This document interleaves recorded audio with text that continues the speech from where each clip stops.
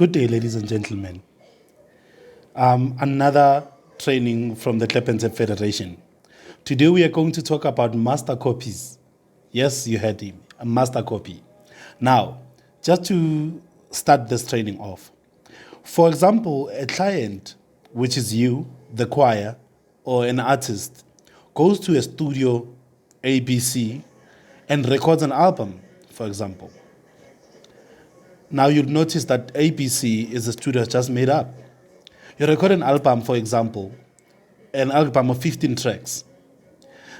If you've paid for the album in full and there's no contract that says the studio is going to be your publisher or is going to be collecting royalties on your behalf, if there's no contract like that, it means you own the master copy. Remember, the reason why you're paying for the studios that you're paying for their sound engineering, you're also paying for their equipment, and you're also paying for their time. You've already paid for their job, they did their job, now the music is totally owned by you. In this case, if you don't receive the master copy, you need to go back to the studio and request for a master copy because you are the client who's doing the music, the composition, and everything else. Why am I starting by audio? On your audio album, the cover sleeve designer may choose or may opt to put logos on your album.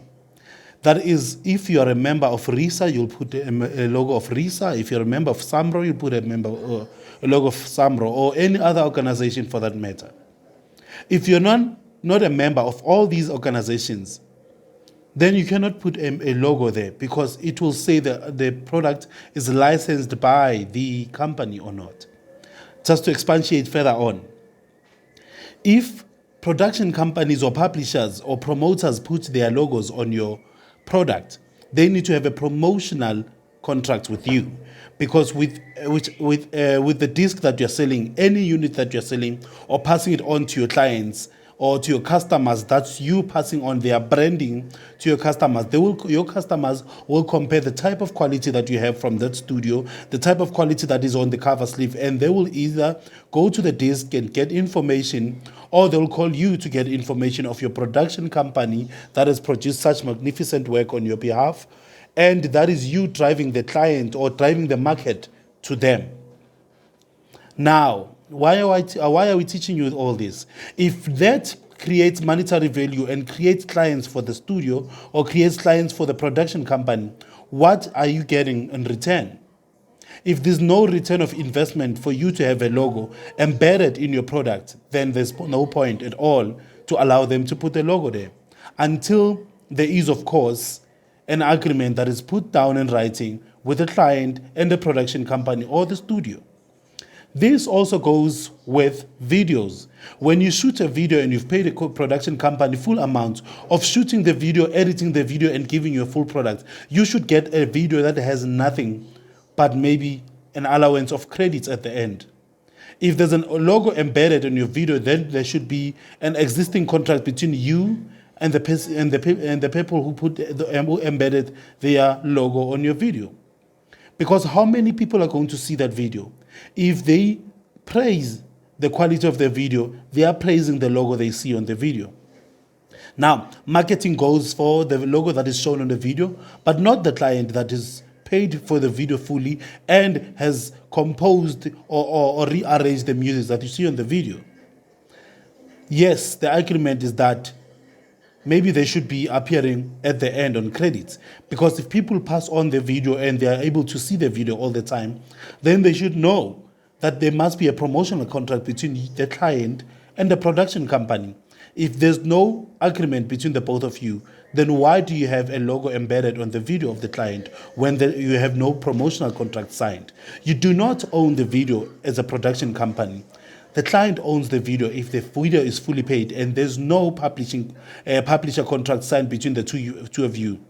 Now, on the trainings later on to follow, we will explain what publishing contracts are because there's exclusive and non-exclusive publishing contracts. Nonetheless, let me expatiate a bit. When the production company also uses your video to put it on their YouTube channel, that means they are using it to promote to their own clients and to grow their own clients and to grow their own reach. There must be an agreement between you and the production company that has embedded the video on their YouTube channel should it generate any money. With every video that appears on the YouTube channel or any other social media streams and that shows an advertising logo or any other thing or shows advertisements during the playback of the video, that has generated money. Now, you can make your own research to see how much does YouTube and other platforms pay. We know that on social media platforms, YouTube might be the lowest paying at all, if at all. But you must remember, as much as they are the lowest paying, they also generate a lot of market. In fact, they generate the highest market in terms of video content.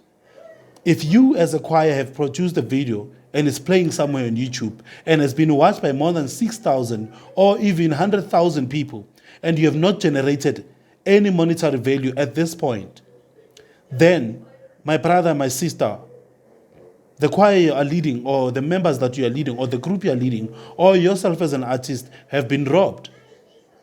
If not, please then go back to the client or the production company that has promised you that this is all for exposure.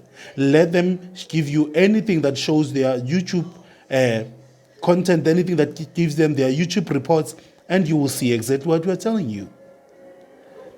If none at all, if you have an agreement that they can show their logo because they promised you exposure, let that agreement be written down so that both of you have an agreement in pen and paper. We are teaching you this at the Tap and Tap Federation because there's people who are getting paid while you are sleeping. There's people who are getting paid while you produce quality music. There's people who are getting paid while you work hard to get to the workshops every day. Now, use this time for lockdown to learn more about music business, ask questions, and go back and intervene where it's necessary. As an artist, you're not supposed to only get paid when you're performing, but your music must follow you. We are talking about money during performance and money after performance. Freedom of speech and freedom of after speech. It's what you need to practice right now. From the Clap and Tap Federation, this is one of the many videos that we are promising to post in public after we've done all our research and giving the experience and the relationship that we wanted to keep our members. We had promised you training, and it starts here. Should any content that we are promoting in public sound information that is not right, please revert back to us at info@theclapandtapfederation.org. We will accept any corrections and we will verify and go back in public to reteach the Clap and Tap as the Clap and Tap community in general. Thank you, ladies and gentlemen. Today we were talking about owning a master copy and not having any logos embedded on it without any prior contract or without any signed contract or agreement about promotional content and marketing value. Thank you.